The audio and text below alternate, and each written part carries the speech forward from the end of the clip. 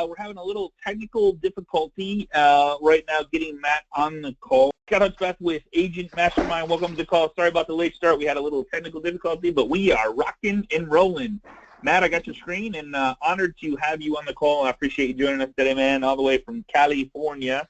Maybe it's just too early over there, bro. Like it's just you know, like you guys are like, you know, a little like it's not quite, you know, you got to have your coffee and stuff. So I appreciate you being here. We got a big group joining us right now. You got a great class for us about ISAs. For you guys that don't know Matt, I'm gonna let him introduce himself. But he's an awesome guy. He's been on the class with us before.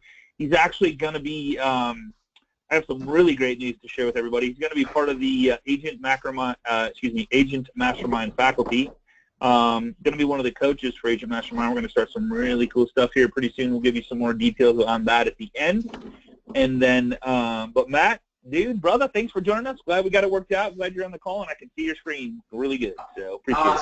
Awesome. Thanks for having me. So it's super good to be back on. And I just know from the calls that I got after doing the last, hopping on the last call, a lot of the questions were surrounding building a team, building a business, and what does it take to get sales staff on? What does it take to get an ISA signed? So I wanted to make sure that's what we hit today. I know last time we covered some systems and how to track what you're doing, and some of that will come back in handy here, but today's all about getting your business up and creating a ton more money for your guys' businesses. So again, today's purpose, I want to give you guys as much value as possible. We're going to be sharing like resources, tools, all sorts of things that can help you grow your business. And we want to not only grow the amount of money your company makes every year, but also how much freedom you have and how much time it takes to do your business. So, all right. So let's get into it. What is an ISA? So an ISA is, people refer to them as, callers or whatnot. Basically, these are the people who are designated to be following up with all your leads. And other than maybe going on the presentations themselves, this is probably one of the most important aspects of your business that exists. Without having sales, your business doesn't have any money, and you'll obviously go broke. So the ISA position becomes one of the most critical positions that you have, although it usually isn't going to be your first hire, but it's super important. So they're going to call your leads, email your leads, text your leads, do everything necessary to get those leads to become clients and then to turn them into sales. Again, so the purpose is to maximize your conversion rates and how much money you're bringing into your company.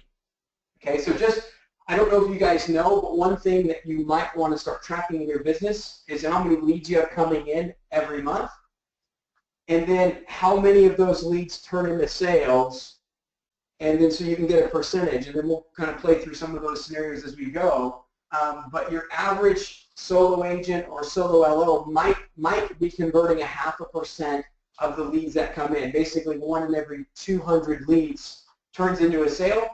Hopefully, with this process, you can get to where you're getting 1 in every 20 to 30 leads turns into a sale, and turns your company a lot more profitable.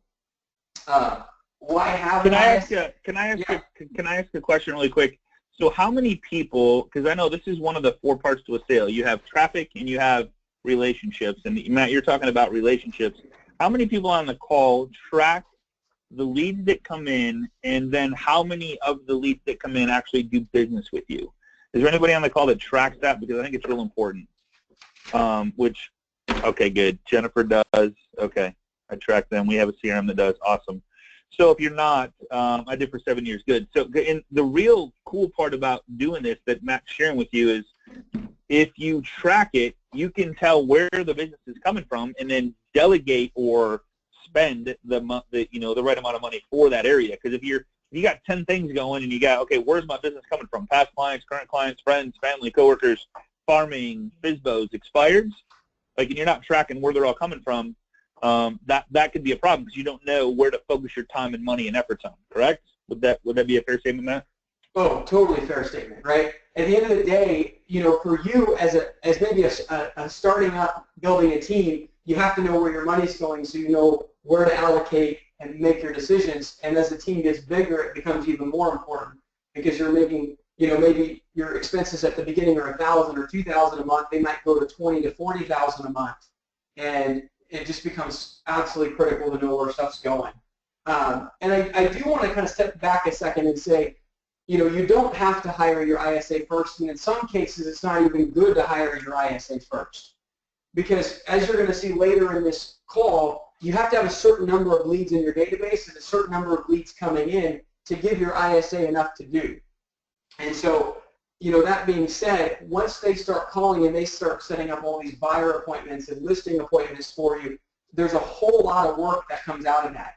And if you're a solo agent with no other staff, that might absolutely, create havoc for you. So I would suggest for most people who are agents that are solo agents, consider getting busy and getting an admin first, and then make your ISA hire. It's probably going to be better for you because you're going to have somebody to handle the workload that's going to come in. But if you're kind of more maybe admin-minded, a little bit less sales-minded, then you might hire an ISA first to get you all those opportunities and then make the hire. So it's not necessarily like a right or wrong thing, but definitely just kind of consider whether you hire admin first or your ISA first. Awesome. All right. So we're going to get into 3 things about how to prepare yourself before even, determining whether you should get an ISA or whatnot. So number 1 is understand the potential value to the company, right? This is kind of like my sales pitch to you on why an ISA can absolutely transform your business. Once you know how much revenue, how much value the ISA can provide to you, then you have to understand what a reasonable compensation is for them and for you, and then you can use that to define your position. And we'll go through all of that kind of step by step. So first step is value of the company. So I'm going to give you guys an example. So example is maybe your ISA will make 6,000 calls a month. Okay, and that may seem like a lot to some, maybe not that much to others. We're basing this number off of 6 hours a day of calling based on a single line dialer. So I know there's a lot of people out there that have Mojo that are running 3 lines at a time or more. But for a lot of people, a single line dialer, 6,000 calls a month is plenty sufficient. And with a single line, they can control quality, that sort of thing. So 6,000 calls a month. In most markets, if you're calling at the right times of day, you're going to get 1,200 of those 6,000 to answer. Okay? You're going to notice that's 1 in 5. It's about a 20% answer rate. This is fairly standard across the board. If you call in the middle of the day, you're probably going to be closer to 10 to 13%. If you call in the morning and afternoon, you're going to be closer to 20 to 27%. But on average, if you kind of average out those maybe 8 to 11, 3 to 6 hours, you're going to get about a 20% answer rate. Out of those 1,200 answers, you're probably going to get 12 quality appointments set. And so if you think about crazy, this, man. That's 1 month. 1 month. Yeah, 1 month, right? So think about this. I mean, think about this and from the eyes of the ISA, right? He's going to get rejected 99 times out of 100, and you're still going to be at 12 qualified appointments. When we That's the best, Matt, that's the best part about it. Like, I think one of the things that everybody struggles with is fear of rejection, right? Yeah. Like, Matt, if you have an ISA doing all this stuff, how many times you get rejected, Matt? 0. Yeah, that's right. That's right. Zero rejection. And you got 12 appointments, right? That's right. That's exactly right. Yeah, that they take all the rejection. And it's important to know, it's super important to know how much rejection that ISA is going to take. Because if you teach them, hey, you're going to expect success, they need to know what that looks like. If they think they're going to come in and 50% of their calls are going to get appointments, they're going to burn out and get disheartened and leave. If they just know that out of every 100 answers, they need to set you a qualified appointment, that's awesome. And granted, guys, I mean, they can set twice that many. I'm just trying to give you very, very, very realistic numbers of what can happen. Well, our lead ISA, he's doing almost double that in terms of success. But your newer ISAs, getting up to speed, if they got 1 conversation out of 100, they got to a qualified appointment, that's a great starting point. And again, you can see it still sets up a lot for you. All right. So let's say for whatever reason, another agent gets to couple these, life circumstances change. Let's say out of these 12, you end up getting to meet with 8. Okay, so it's about a 75% appointment set to appointment met ratio. And then out of those 8, let's say 6 agree to do business with you, and then 4 end up going on to close. Right? So 75% of the ones that you meet with go with you, and 75% of those close, which is fairly accurate when you look at most national averages. Your company will revenue $30,000 a month off of that ISA. Crazy, dude. Crazy. Yeah. So somebody says, Matt, what's the cost of an ISA? This is a better question. This is a better question. What is it costing you not to have the ISA? That's the better question. Agreed. And the answer to that, Scotty, is so valuable, right? Because in our business, we're going to spend money whether we do business or not, right? You have MLS Absolutely. fees. You have all of these fees. You're going to spend them. And so get revenue into your company. So there's several commission plans you can offer your ISAs, anything from commission only down to straight hourly to somewhere in the middle. I think most companies who are running ISAs do something in the middle. I don't. I run commission only. So you run commission only, and that's a question coming up, Matt. So is an ISA an employee or an independent contractor? Great question, which kind of leads into what you just said. It can be either, and there's value to both, right? And Okay. So when you're a startup, your dollars are so precious to you. Not that they're not precious to you when you're mega team, but when you're getting going, if you pay, say, a $2,000-$3,000 salary and a little bit of bonus per sale, if that ISA takes 9 months to get going, that's a lot of money that you have to front to get that guy going. But if you can do commission only and maybe even give him some bonuses by appointment so that he's making money from the start, then at least you're maybe out a couple months or 1 month instead of 6-9 months of quite a bit of money. I think. How do you pay commission, Matt? Like give me an example of what, like, so you get paid on appointments, or like how do you pay on commission to an inside sales assistant? Licensed agent as a referral. Okay, from a referral. Okay. Yep. So they don't have to close. They don't have to close or be a sale. They just got to get you the appointment. Yep. So you can, and really, honestly, to me, it's not quite as important of how you pay them as much as it is at the end of the day, what is their cost? Results. Yeah. Results. Yeah. Yeah. Yeah. And so, okay. And I would say at least some, if not most or all, of their compensation needs to be tied to their results. Do not pay an ISA completely based on salary. I would say the more that their compensation is based on results, the better. So we have an ISA right now that's making probably in the ballpark of 50 or 60 grand a year that literally works 30 to 40 hours a week from home. Wow. And they're so happy because their life goal is not to run a business. It's not to do anything epic. It's literally just how can I work a 30 to 40 hour week and go on trips and play video games. I mean that's what their life is. That's what they want their life to be.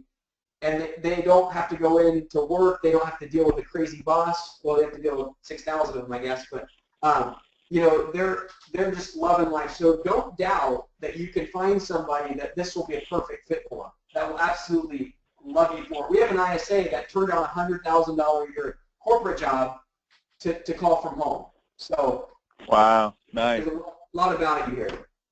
A lot of value. So I don't know if that answered your guys' questions on, and we're going to get deeper into compensation here in the next slide.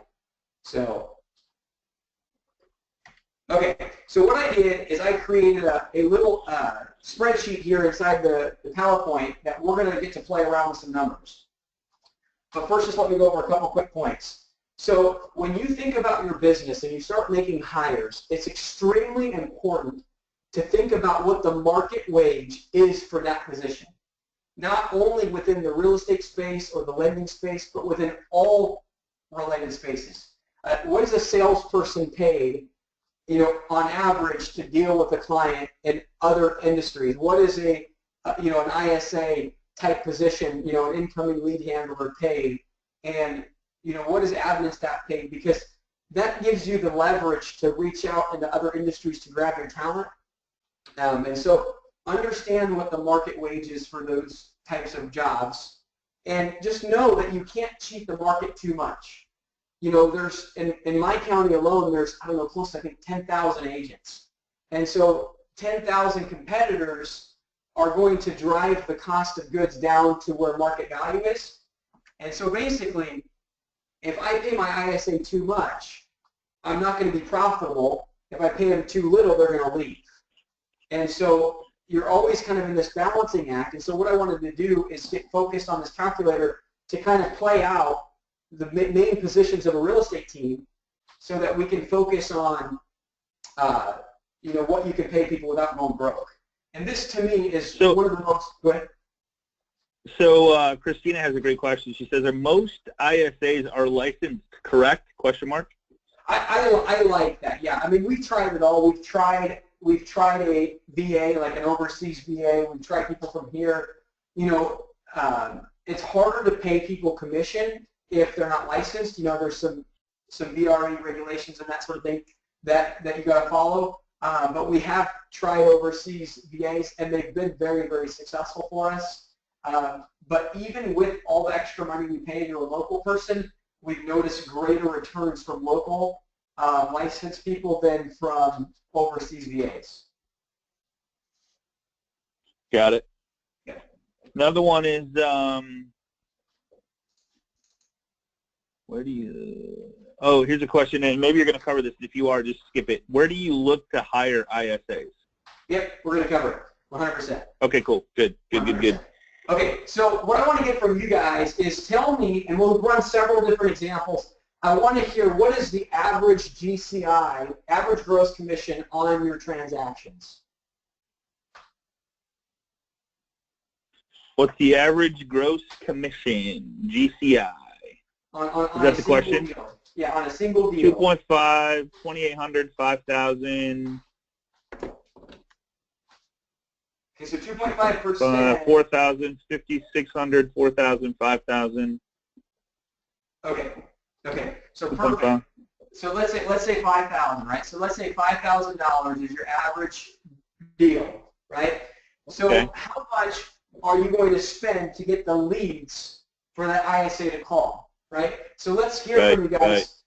Right. How much would you pay for your leads? Is it $10 a lead? Is it $20 a lead? How much are you guys spending for leads? How much? Let's see if anybody's gonna answer this. How much you guys spending per lead per month on average?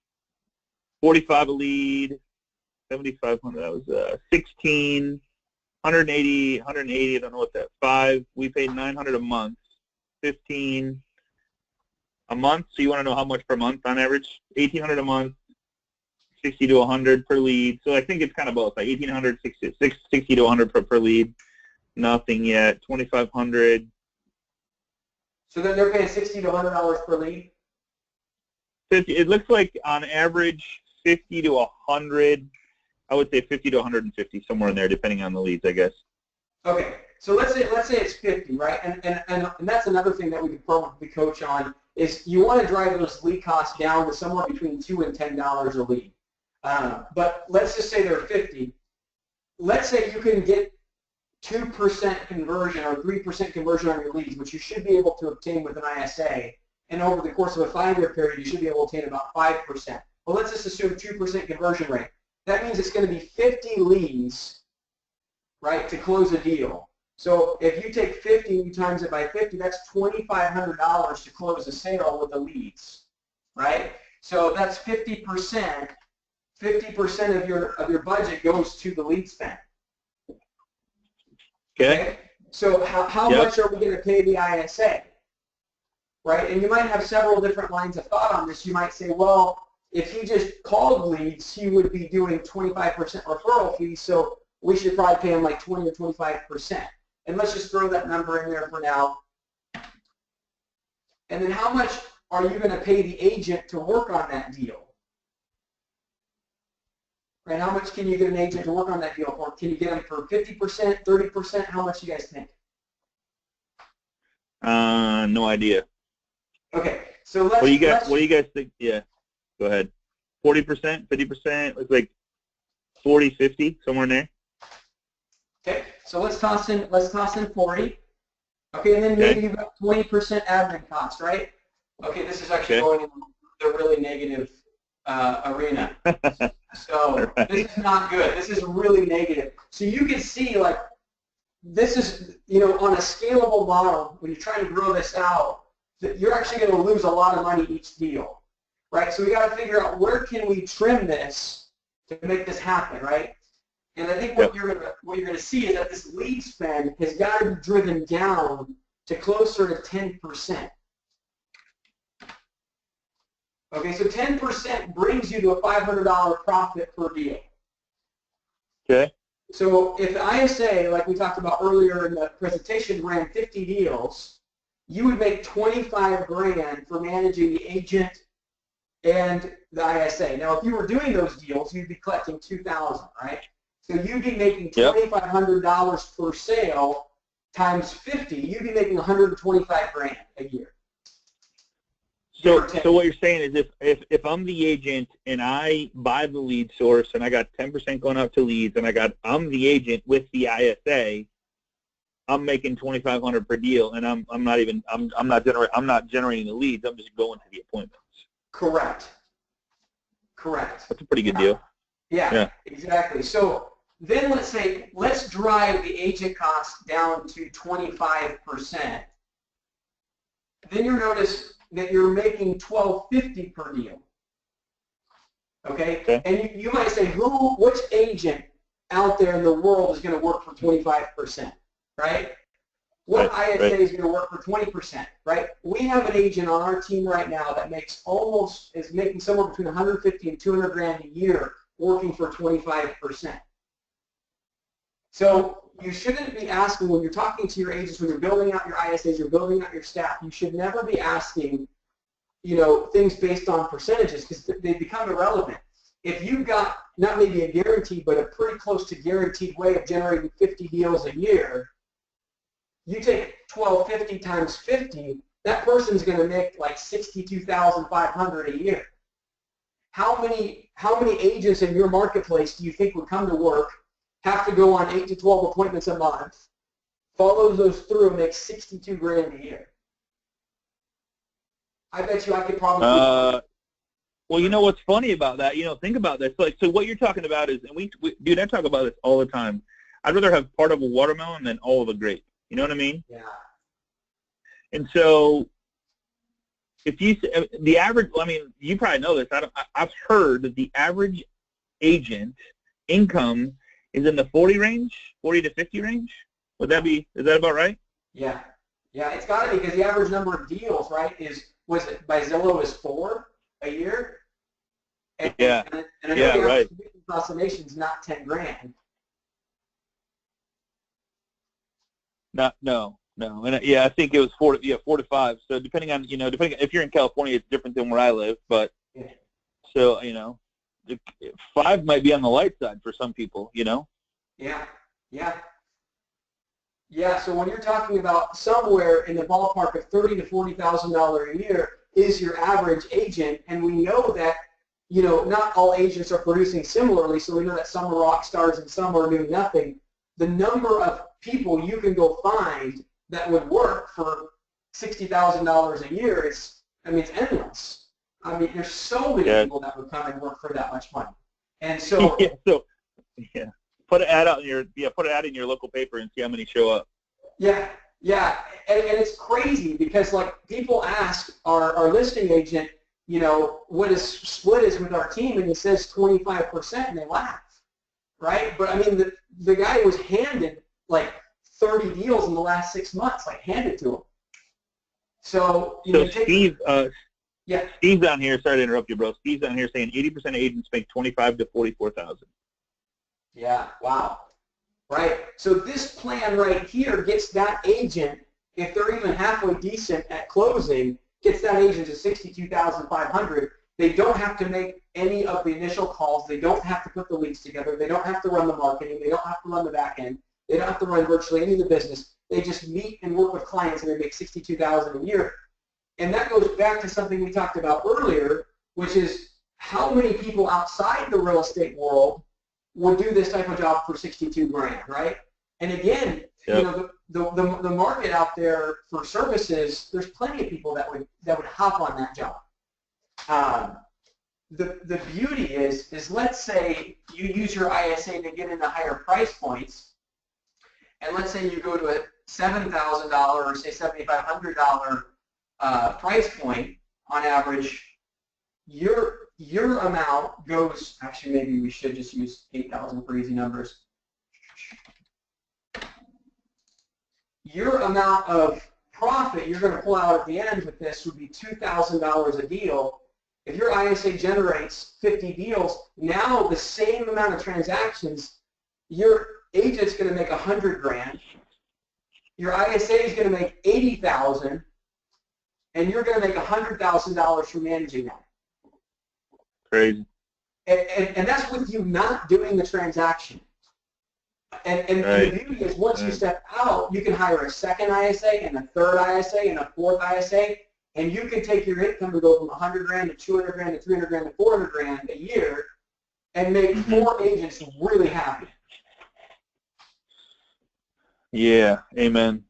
Dude, that's great. Yeah, that's crazy. So like a little bit of ego, a little bit of greed, let all that go, check it all at the door, and amazing things can happen if you just put the right people in place. Right? Yeah. Is what you're saying. Yeah. Yeah. And it's so funny, too, because, you know, people have asked me, well, what about the agent running off to another team or building their own? Well, they totally could. But what we like to do is once a month, we like to have our agents kind of do what the ISAs do. It makes them so thankful, right, that they're not doing that, right? That's a great idea, man. Yeah. That's a great idea. That's a great idea. So you don't deal with all this. And quite frankly, the ISAs think the same thing about the agents, right? They're not working nights and weekends. They're working typical business hours, doing routine tasks. And we're even later about disc profile. I think some of the industry has the disc profile wrong, but we can cover that a little bit as we go. So, all right, any questions on that before we move on? James, you know, I just want to make a comment about James. James says, but it takes a special person to be successful with rejection of 99% of the time. And here's the cool part. They're not rejecting them. They're rejecting the agent. That's the cool part. They're just trying to set appointments for you. Yeah. So they're not being physically rejected, which is the problem that most people have. They get emotionally attached to the outcome. And if you're making the call, yeah, there's a ton of rejection. But if they're making the call for you, trying to get appointments for you, the rejection is you, not them. So different way to look at it. Very great way to look at it. And another thing, too, that's just awesome is like we had a guy, for example, that called in and literally cussed us out. Like, F you, or not called him, we called him and he cussed us out. And literally we put him on an email drip, and the next time the ISA called him, it was a come list me. So, you know, sometimes the ISAs might struggle at first, but when they realize it takes on average 12 to 15 phone calls and then a little bit more of, you know, the automatic emails and those sorts of things to get there, once they see that hurdle, they get through the first couple months of calls, it literally just becomes, they become desensitized and it becomes a process. And that's why we're going to talk about what personality profile I think is the best for ISAs, which is definitely different than what most of the industry is recommending. So, and that'll get into the sensitivity of that ISA. All right, let's go back to the slideshow. Okay. Okay, so define the position. So now that you've worked through your numbers, you're going to know that probably somewhere in the ballpark of 15 to 20% if you're paying commission only, and somewhere in the ballpark of maybe a couple $1,000 salary with 5% if you're having a mix, and then I would say no more than a $3,000 month salary if you're doing straight salary, but I wouldn't recommend that. It's probably roughly where you can run a profitable business if you have an ISA that's going on to generate, you know, 50 or so deals a year. Okay, so defining the position. So create a job description that will help you to know which type of person you're looking for. And then also when you find that person, will be clear, you know, it'll be clear to them what they're doing and, you know, what their scenario is within the company. Okay, so I've got a lot of items I can show you. I really want you guys to kind of drive how much time you spend on these, because I can go into as little depth or as much depth as we need. So I'm going to start with kind of the schedule, and then we'll kind of come back to the slides. So this is our ISA schedule. So you'll see it's 11-hour day with a 3-hour break in the middle. And the reason that we do that is because we want them calling in their most opportune times. Because our ISAs are commission only, they don't want to waste their time, and we don't want them to waste their time. So this is the hours where we get the highest responses. So 7:30, they're in their role playing, getting themselves ready, role playing with someone else across the country or wherever, and then 8 o'clock hits, and they're calling their list. And then they do the return calls from 10:30 to 11. They enter their data, and then they're just off for 3 hours. They come back, and then they knock it out again. Somebody, and you might be going to cover this. Somebody's asking, what do they say? Like, what are the scripts? And maybe that's for another call or something. But we'll dive into that a little bit. Okay, cool. Just enough to get appetites wet, because that is a whole another call. That might be like 3 calls. Another call. Okay. Yeah. Okay, cool. Yeah. But we'll expose it so you guys can see it. Okay, follow-up schedule. So you might say, how many leads do I need to give my ISA for him to be able to make those 6,000 calls effectively, right? What we've determined is that it's about 20 to 1. So basically, if you have 300 leads coming in every month, ISA can be kept busy full-time, doing 6,000 dials a month. And the way that we figured that out is we've obviously used a lot of trial and error, but on average, we're calling our leads about 20 times. So from the leads that never answer to the leads that answer but then go cold, to all the leads that go hot, to the ones that we visit right away, it averages out to about 20 calls. So we call them 3 times day one until they answer. So if they answer on the first call, we only call them 1 time day one. And the objective, and this is super crucial, the objective is to figure out what type of lead they are. We're not trying to be, crazy. We're not trying to bombard them. We're just trying to get them to answer and find out where they're at. And once we know that, then we place them on an appropriate follow-up schedule. But we will literally call them 3 times day one and 1 or 2 times a day until we get that first answer. Once we get an answer, then they go into either hot, warm, nurture, watch, long-term, archive, or trash. So our hots are people that are going to meet with us, either a set appointment or they're going to set an appointment with us within 7 days. And for those, we call them every day to every couple days. The people that are going to do business with us maybe in the first month, we're going to call them weekly, the first 90 days every 2 weeks, the first 180 days every month, more than 6 months out, every 3 to 6 months. And if they're just not answering, we place them on archive. And after about 15 calls or so, we place them in the archive category. And then what happens is that our ISAs will use a triple line dialer, or our new agents that join our team will just use them for practice. So are they leaving voicemails on this one? If they get a voicemail, do they leave a voicemail? We hardly ever leave voicemails. I mean, hardly ever.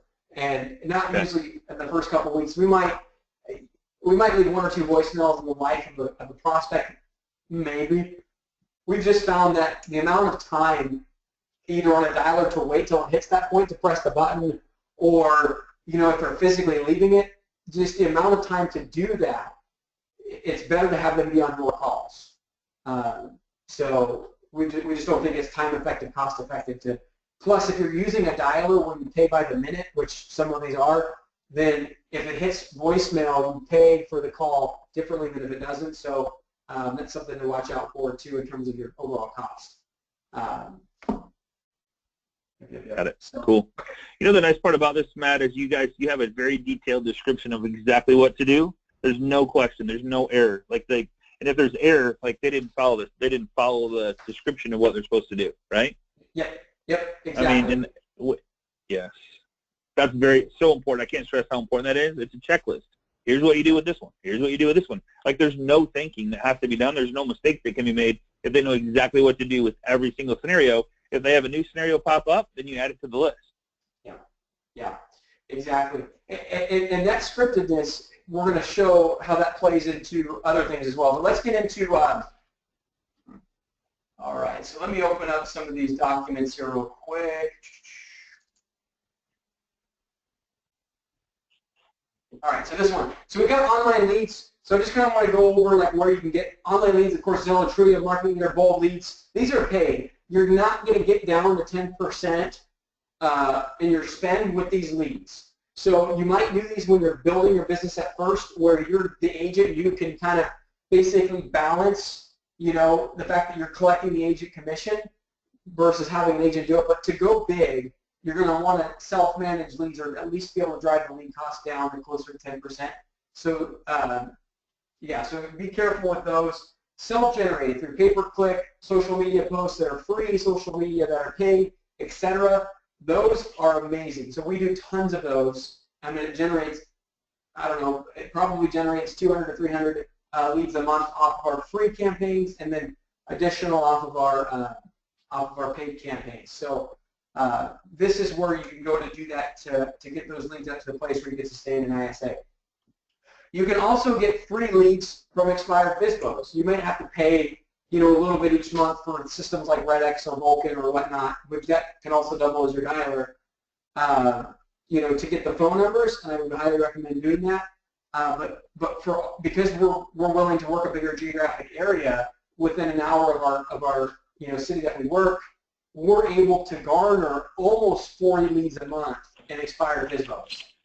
So, you know, that's... Say that again. Say that again, bro. Yeah, so because we've decided to allow ourselves to be geographically spread, we have about 30 to 40 leads a day that come in off expired FSBO. So that we're pulling in 300, 400, 500 leads a month off of, or more, wow, off of expired FSBOs. Yep. Unbelievable. And what percentage of you, like, and this is just off the cuff, but what percentage, you maybe don't know this, what percentage of your business comes from expireds and FSBOs?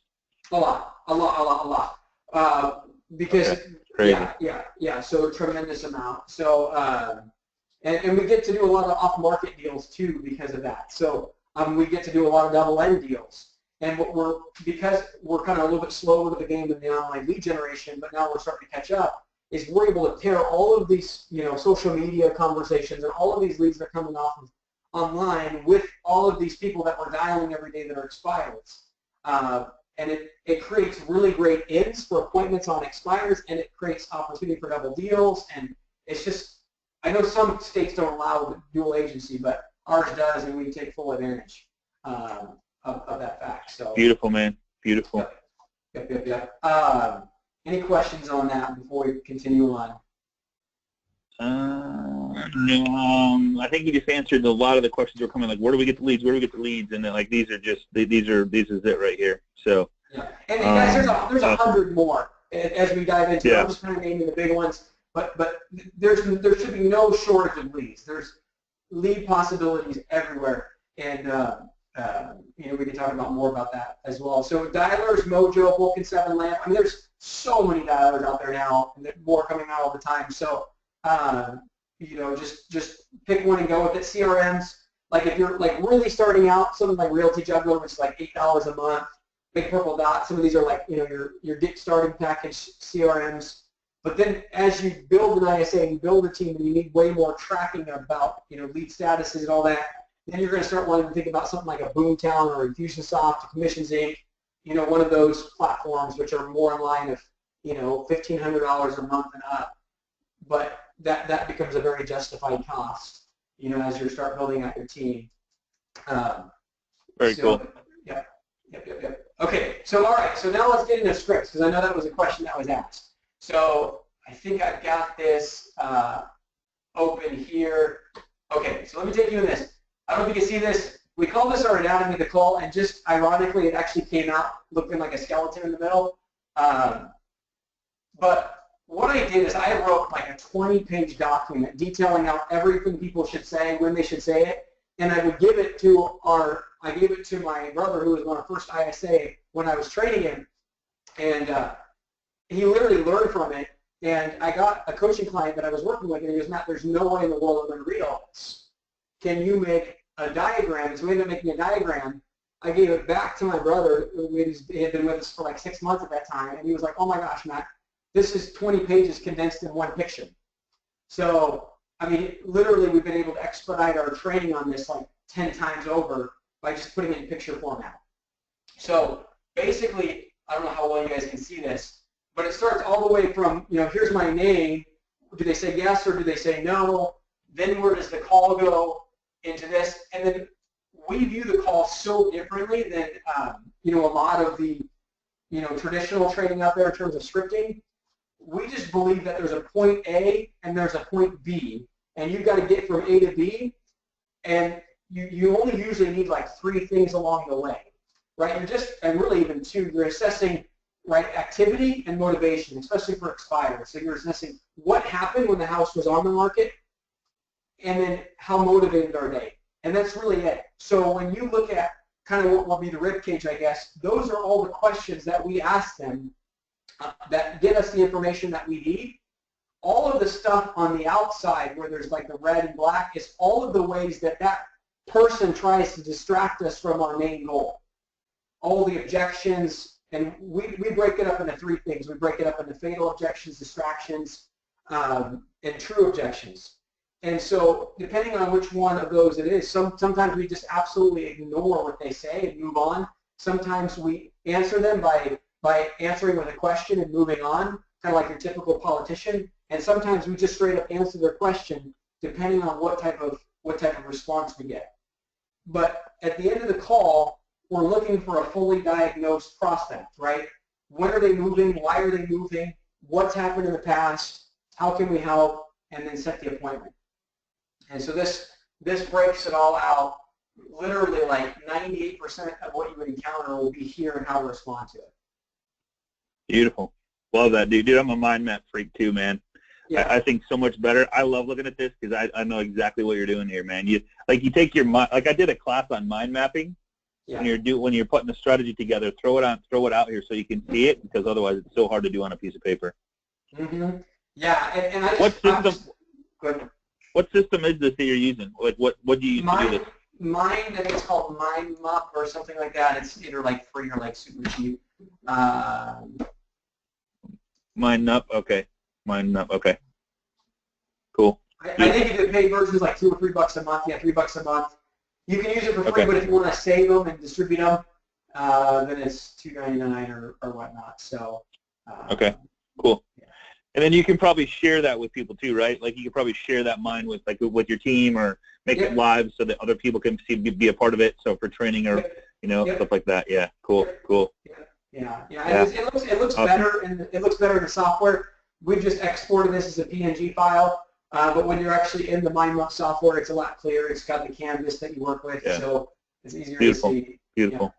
And everybody's asking for like a picture of this. Is that something you are okay sharing, or? I think so. Yeah. So I mean, I'll just have to figure out how to do it. Yeah. So. Yeah. Okay. Cool. Yeah. Right. I know. Right. I know that's the best way to do it. Print out a piece of paper, whatever. Or maybe jing it, and. Yeah. Something like that. Yeah. Cool. Yeah. So we cool, have. Man. This is crucial. Go ahead. Yeah, I love the detailed scripts. I love the process. I love here's exactly what to do. I love the mind map of yes, no, lead them down a pit, lead them down a trail.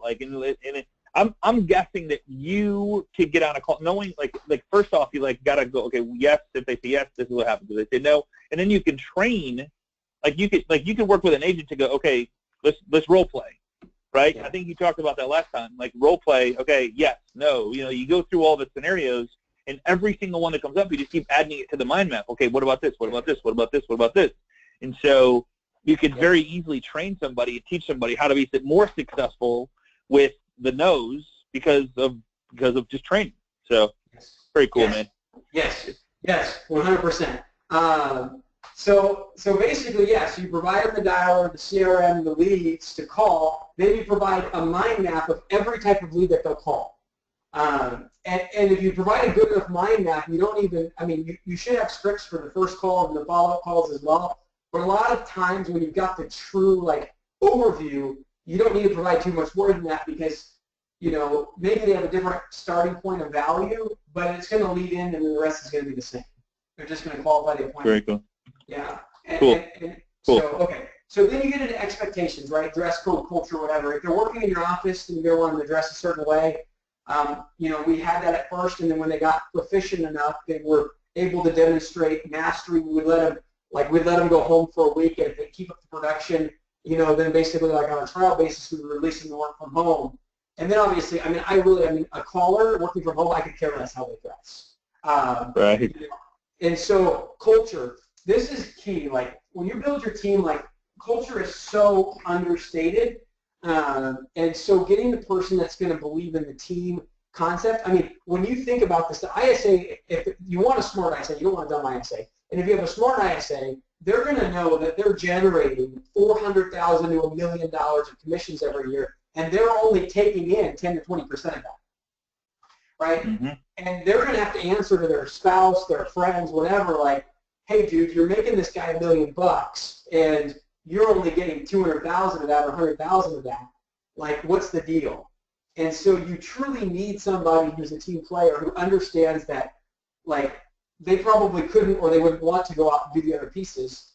And so you really need somebody that believes that a team is better than a single person and has that culture. So when traditional training will tell you that you should hire a DI to do your calls, and your inside calls should be handled by an ID. And I shouldn't say I couldn't agree less, but I definitely don't have the same opinion. So I do believe that DIs and IDs will get more appointments than other personality profiles. But what I don't believe is that they're the best hire. Because I would rather hire an ISA and have them for 20 years than hire an ISA, have them for a year, and have them become an agent on our team. I'd rather have people that are truly gifted and comfortable in their roles. And so I would encourage you guys to look at the DISC profile differently. When you get into the C's and S's, you get into the more stable people. The problem is they're usually less talented talking to people. But if you get a predominant I that has an S or a predominant IC, you're going to have someone that's plenty social enough, but they're introverted and their lifestyle is wanting to be more just stable and routine. And their craving of security and routine it becomes greater than their desire to conquer. And so they'll probably set 20 to 30% less appointments than your standard ISA, but if you've got them on commission only, that really becomes irrelevant. And they're going to be with you for a very, very, very, very long time. So right on. Kind of a different perspective on that. So and it's easier, way easier to get a better culture fit from somebody who's got some CNS, decent CNS levels in their personality, because those are the levels that show, concern and care for, for flow. Yeah. Awesome, bro. Yeah, and he's talking about the DISC profile. So if you guys, has everybody on this call taken the DISC profile test? Has everybody taken that to know where you stand? If you're in sales, you should know where your DISC profile is, and if you're not, and you should know where so obviously an assistant or admin type person is going to be typically opposite of what you are as a salesperson. Typically, a high salesperson has a high D, high I, lower S, low C, where an admin person or a detailed person or somebody that's organized or plays it safe, they're going to be a higher C, a higher S, lower D, low I. Not always. Now, I've had low D, low I's, high SITs be very successful in the sales game.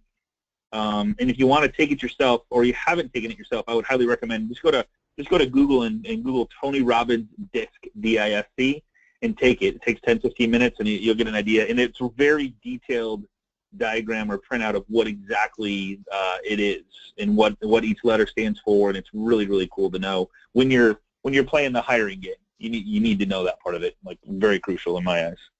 Extremely crucial. Extremely. If you hire someone with a lot of D, I think in most cases it's a mistake, because your high Ds are your entrepreneurs. They're hard to deal with. They're not typically as team-oriented, so they're more likely to not only lead, but they're more likely to cross the boundaries in a bad way, over commission. So not that, Ds serve a purpose, but I think your ideal hires, for agents are IDs that are high Is with a secondary of D, because they have the urgency that comes with D to be able to get deals in a contract and get clients to move now. But all of your support staff, and I include ISAs in this, I like them to have C's and S's, because anybody can be good at any of the positions for a short time. What happens is if you're not a personality fit for your job, you burn out, and you just over time you don't like your job. So, but I think having someone with too much D that's on your team, that's going to be a real challenge to manage. So, well, here's what we do, Matt. And if they are a high D and they want to do that job just to learn the business, it's not a bad gig, as long as you have an understanding that in 12, like, hey, give me 12 months, let me teach you the business. Here's the jobs that I want you to go through to learn how to get the business, and then be my admin, and then have them do the stuff that it requires sales activities. And when they're ready, at the 12 months, give them the keys and go, all right, go. And it makes we just so you know, we hired 10 interns last year, and 7 are still with us at our company. So it worked out really well. Gave them a great job right out of college, and it just worked out great. So they were with us for 12 months later. 7 of them are. Wow, love it. Yeah, yeah. And obviously it shows that you guys have a great hiring process in place, and you set good expectations, and you've got a good fit. That's awesome. Yep, it worked out great. Yeah. Okay, so let's go in. I know there were some questions earlier about finding your ISA. Okay, so past clients are a great one. And because you're going to do a great job for your clients, obviously a lot of them are going to be like, them or their family members are going to need some spots. I mean, I've probably been contacted 10 times or 20 times in the last year. Hey, so-and-so needs a job. Can you get them a job with you, or can you find them something? So past clients are a great spot in your sphere of influence, networking, LinkedIn, social media, recruiters, or of course you can go overseas. If you want to go overseas, there's companies like MOD, and there's probably 10 others, where you can go to different countries and grab somebody that can do it. Yeah. Very cool. Hey, just because we're running out of time, man, so this is where you find your ISAs. I want to if people have an interest, so what we're doing is if you have any interest in having Matt as a coach, he is just killing it right now with his members, and obviously he's very detailed, very organized, and Matt, you didn't really say where you came from the beginning, but he was a teacher at heart, and realized that the income that he needed to provide for his family wasn't in the teaching world. As far as, I don't know what grade you were teaching, Matt, but you have a special gift. You're an amazing guy, and with an amazing talent, and I applaud you for helping so many people. So if they have questions about getting on the phone with you to see if maybe there's a fit between you and them as far as having a real estate coach, there we go. So right on the screen. So if you guys have any questions, please respect this time. There's a lot of people on this call. So if you do have interest in having Matt as a coach for your real estate business, obviously there's, we don't want, if you're broke, that's not a good option for you. Maybe we can give you some guidance on how to get unbroke, but it's for somebody that's at, I don't know, 1 to 2 closings, 3 closings a month, that wants to take their business to the next level, or maybe not quite at 1, but you want to take it to the next level.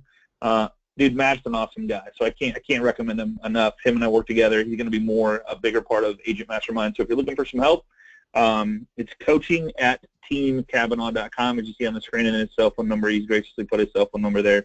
Just be respectful of his time, because there is a ton of people on this call. So if you have any interest in that, Matt's opened the door for us. He's got a couple spots open to help a couple of you guys if you're looking. So, Matt, that's awesome. So to finish up, what would be if somebody wanted to get started with an ISA? Obviously, dude, I don't know why anybody would not have an ISA, because it's kind of like writing small checks to cash big checks.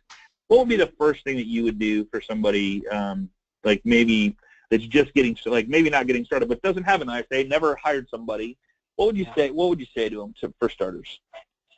Well, first thing we would do is we'd analyze what leads they have coming in, right? Because the last thing we want to do is hire somebody that doesn't have anybody to call. So the first thing we would do is analyze their leads and how profitable their leads are, and we would get them to doing profitably 200 to 300 leads a month.